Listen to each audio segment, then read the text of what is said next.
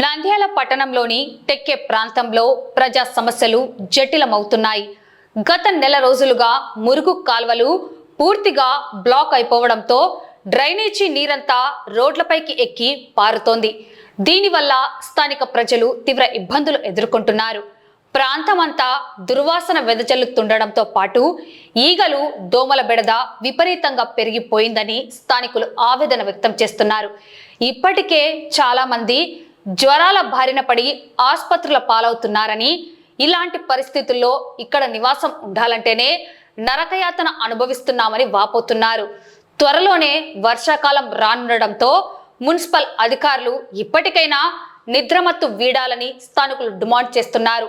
వర్షాలు పడితే రోడ్లపై మోకాలు లోతున వర్షపు నీరు, మురుగునీరు కలిసిపోయి నడవడానికి కూడా వీల్లేని పరిస్థితి ఏర్పడుతోందని ఆందోళన వ్యక్తం చేస్తున్నారు.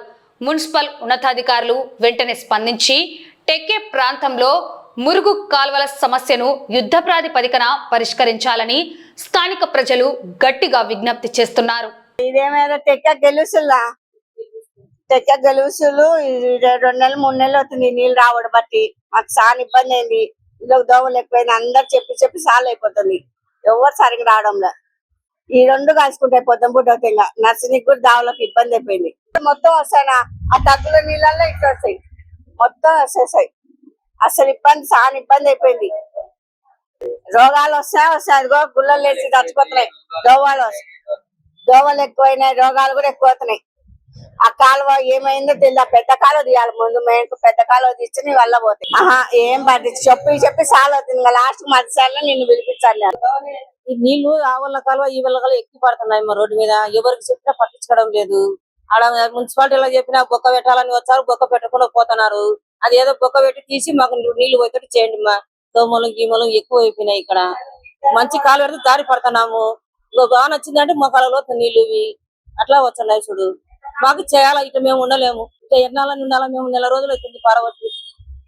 అవి నీళ్లు బ్లాక్ అయినాయి, కాలువలు అన్ని బ్లాక్. ఈ కాలువ ఆ కాలువ ఎక్కి పోతుంది. ఏం చెప్పాలమ్మా, పిల్లలకి నీళ్లు వస్తున్నాయమ్మా, రోగాలు వస్తున్నాయి. అందరికి జ్వరాలు ఇలా చదివిన ఎవరికి చెప్పినా పట్టించుకోకున్నారు. చెప్పినాక చూచారు వెళ్ళిపోతున్నారు. అంతే, ఎవరేం పట్టించుకోవడం లేక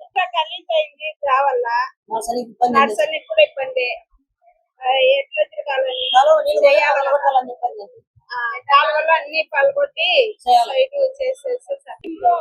సంవత్సరం కానీ అసలు ఏడ పట్టించుకుంటున్నారు. ఇప్పుడు